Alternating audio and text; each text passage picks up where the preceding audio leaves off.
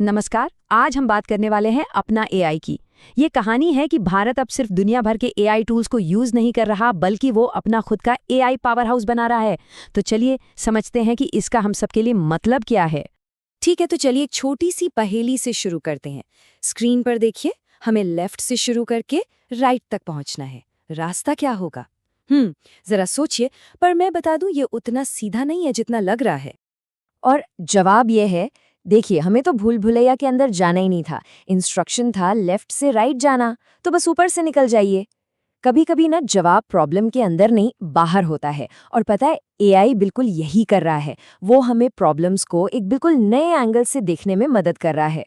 तो जैसे हमने उस पहेली को एक नए नजरिए से देखा ना, ठीक वैसे ही भारत भी अब एआई को एक नए नजरिए से देख रहा है। और यहीं से कहानी शुरू होती है सॉवरन एआई की।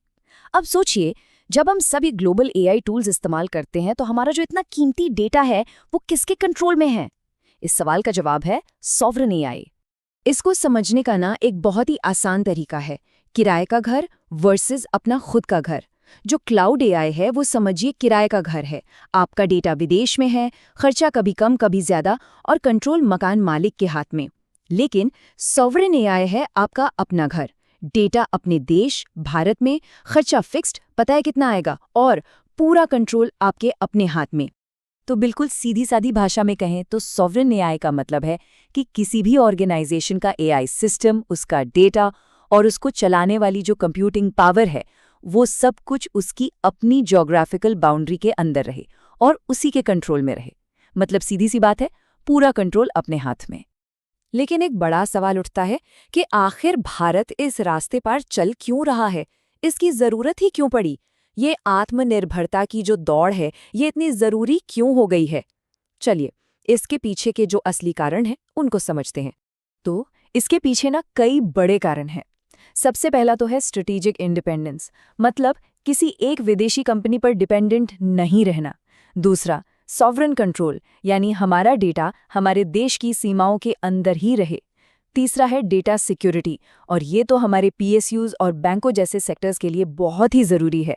चौथा, अपने देश के कानूनों का पालन करना, जैसे भारत का अपना डीपीडीपी एक्ट। और हाँ, आखिर में कॉस्ट पर कंट्रोल। आपको पता है कि कितना पैसा लगना है, ऐसा नहीं कि अचानक से कोई बहुत बड़ा बिल आ गया। और देखिए, ये सब बातें सिर्फ थ्योरी में नहीं है। असल में भारत की पब्लिक सेक्टर कंपनियां इसे इस्तेमाल कर रही हैं, और जो रिजल्ट्स हैं वो कमाल के हैं। चलिए आपको कुछ असली दुनिया के उदाहरण दिखाता हूं। एक जबरदस्त उदाहरण है हिंदुस्तान पेट्रोलियम, यानी एचपीसीएल का।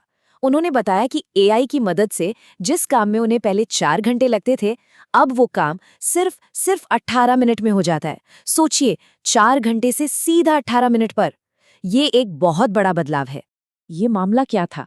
ये था मेडिकल रिपोर्ट्स को प्रोसेस करने का, और इसमें समय की बचत कितनी हुई? करीब 95%। आप सोच सकते हैं, एचपीसीएल जैसी इतनी बड़ी कंपनी के लिए इसका सीधा सीधा मतलब है हजारों घंटों की बचत। और इस बचे हुए टाइम को अब दूसरे जरूरी कामों में लगाया जा सकता है। कमाल है ना? लेकिन सुनिए, असली जादू सिर्फ एक काम को फटाफट करने में नहीं है। नहीं, जो असली गेम चेंजर है ना, वो है एक ऐसा एआई प्लेटफॉर्म बनाना जो पूरी की पूरी कंपनी के लिए एक इनोवेशन का बेस बन जाए। और इसका एक बहुत ही शानदार उदाहरण हमें नाबार्ड में देखने को मिलता है। तो नाबार्ड का तरीका क्या है? इसे कहते हैं प्लेटफॉर्म अप्रोच। देखिए वो क्या करते हैं। सबसे पहले वो एक सिंगल सिक्योर एआई प्लेटफॉर्म बनाते हैं। फिर उसी एक प्लेटफॉर्म पर वो कई अलग अलग एआई मॉडल्स को पावर देते हैं। इसके बाद एचआर से लेकर रिस्क तक हर डिपार्टमेंट में एआई सॉल्यूशंस पहुंचाते हैं। और आखिर में उसी एक मजबूत बुनियाद पर दर्जनों नए यूज केस लॉन्च करते जाते हैं। एक ही प्लेटफॉर्म, मल्टीपल फायदे। तो अब आगे क्या? भविष्य कैसा दिखता है? ये टेक्नोलॉजी भारत के 100 करोड़ से ज्यादा लोगों तक कैसे पहुंचेगी? उन्हें कैसे ताकत देगी? और जो एक डिजिटल डिवाइड है, उसे कैसे कम करेगी? तो आने वाले समय में ना हमें 4 बड़े बदलाव देखने को मिलेंगे। पहला है वॉइस एआई। ये भाषा की सारी दीवारों को तोड़ देगा, जिससे कोई भी टेक्नोलॉजी इस्तेमाल कर पाएगा। दूसरा है हाइपर पर्सनलाइजेशन, मतलब हर ग्राहक को बिल्कुल उसकी जरूरतों के हिसाब से सर्विस मिलेगी। तीसरा, एआई अब सिर्फ छोटे मोटे काम ऑटोमेट नहीं करेगा, बल्कि बड़े और मुश्किल फैसले लेने में हमारी मदद करेगा। और चौथा, ये हर एक कर्मचारी को एक तरह की सुपर पावर देगा, जिससे उनकी अपनी क्षमता कई गुना बढ़ जाएगी। 1 मिनट के लिए कल्पना कीजिए, एक ट्रक ड्राइवर है जो हाईवे पर गाड़ी चला रहा है और उसे एआई से उसकी अपनी बोली में, उसकी अपनी भाषा में रियल टाइम सेफ्टी अलर्ट्स मिल रहा है। और सुनिए, ये कोई भविष्य की साइफाई कहानी नहीं है, ये आज हो रहा है, अभी हो रहा है।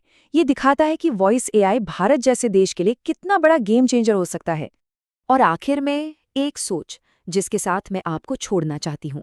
आने वाले समय में ना एआई सिर्फ एक फैंसी टेक्नोलॉजी नहीं रह जाएगी, ये बिजली या पानी की तरह एक बिल्कुल ज़रूरी सुविधा बन जाएगी, हमारे देश के भविष्य का एक फंडामेंटल इंफ्रास्ट्रक्चर। सोचिएगा इस बारे में, है ना ये एक बड़ी बात?